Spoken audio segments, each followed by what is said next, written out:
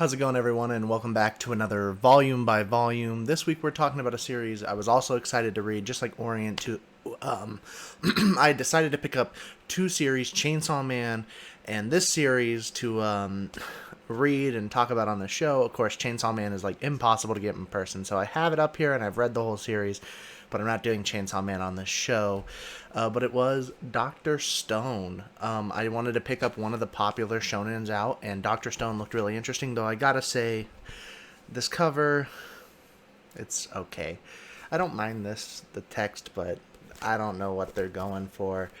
But it's okay, because what matters is what's on the inside.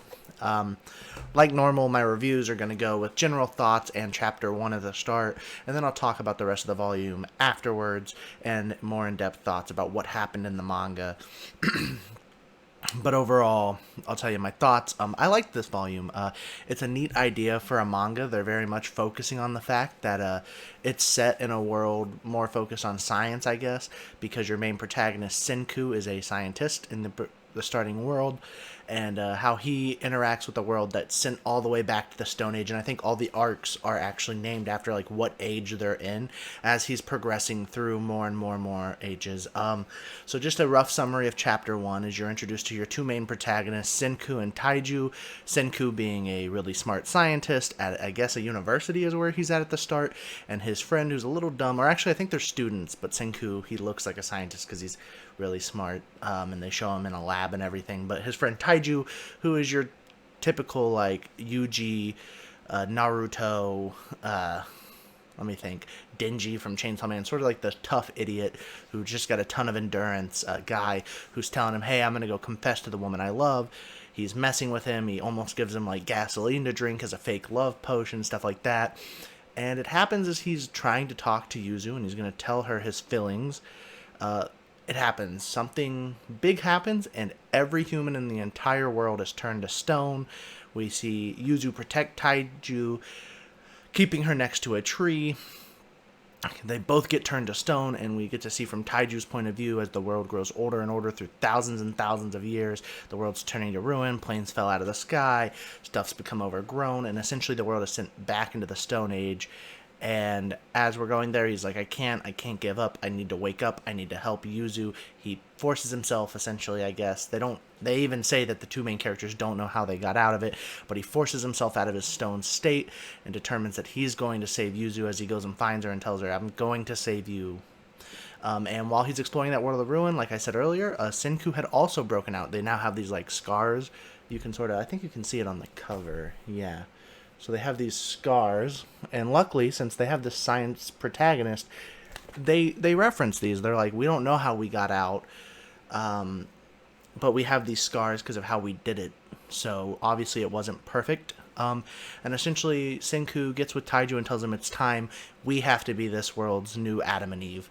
And that's your first chapter, is just a setup into the fact that they've been thrown back into the Stone Age, and you have a really endurance-filled idiot and a very, very smart guy put together who are trying to go out and save humanity. I liked it. I think the premise is fun. I think it sets it up for easy arcs, because like I said, I think the arcs go through the ages, so it's easy for them to set up different villains for each age so that they can have something engaging to deal with. They do introduce your first antagonist in this volume that they're going to deal with. I'm imagining it might take 2. I have the second volume here, actually, but it might either be the second or the third that they probably beat this guy, because I don't imagine him lasting too long with how smart Senku is. But yeah, the protagonists are likable, especially having someone who's so obviously knows everything about the world like Senku.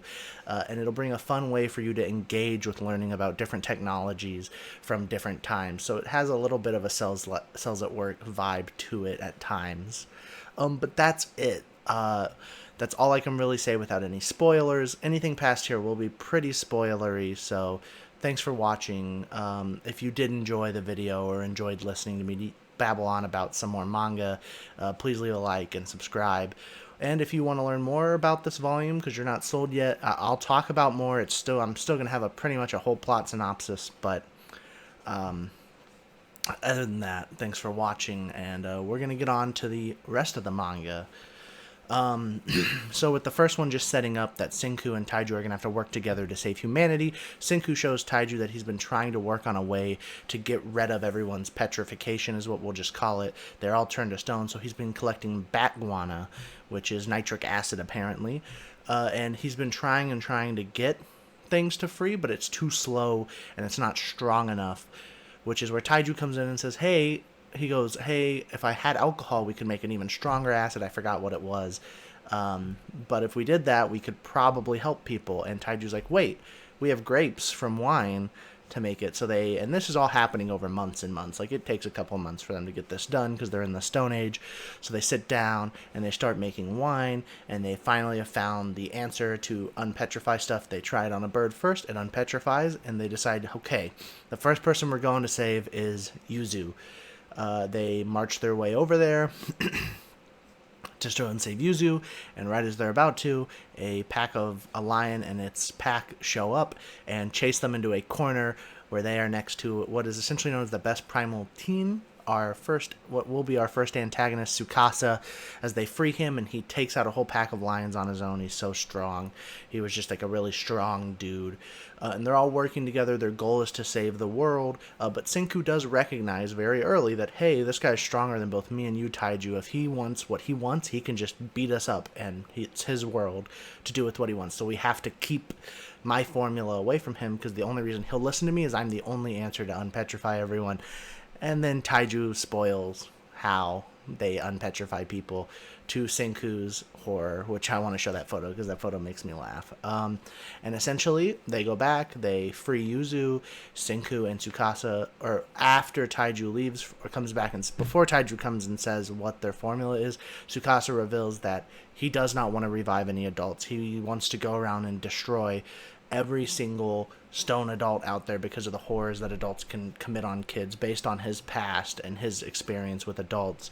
So he only wants to save kids because they're innocent. They have no idea of the previous world. That way they can stop greed and stuff from coming in. Essentially his idea of how to make a perfect world without war and stuff like that. So he is ruthlessly going around and, well, he's killing stone people, but Senku, I think one thing this manga does really well is Senku puts into perspective for us the horrors that someone's committing by breaking a bunch of stone people. He is essentially murdering people. They did also figure out you can't attach the stones together and revive the person. If the person breaks, they're pretty much dead. There's no bringing them back to life, or at least they have lost that part. So Taiju and Senku save Yuzu.